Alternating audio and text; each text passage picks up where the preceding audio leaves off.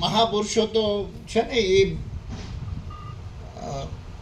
મરમમાં કે બધાએ જાગવું પડશે, બધાએ કહેવું પડશે કે તમે ભૂલાતો નથી પીડા ને. એક પગથિયું આપણા મહાપુરુષોને હેઠા તો નથી ઉતારતા ને. અરે સરકારી કચેરીઓ ઉપર પરદેશનો ઝંડો ફરકાવી શકાય ખરો?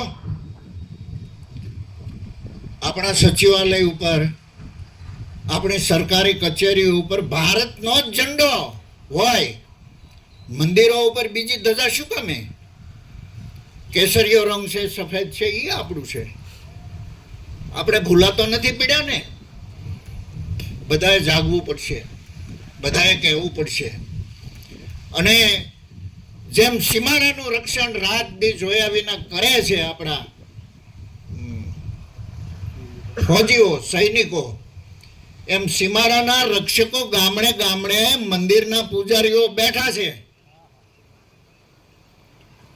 હાથમાં ખાલી ધૂપિયો હોય, બાજુને ઘરે દેતવા લેવા જતા હોય તો ઓટે બેઠા હોય ને, એ પગમાંથી બૂટ કાઢીને ખાલી ધૂપિયો હોય તો પૂજારીને પગે લાગે બાપુ. એટલે હાથ જ પેટીઓની સમાધિ થઈ ગઈ મંદિરની સામે. પણ સાધુડાવે કોઈ દી કાંઈ માગ્યું નહીં.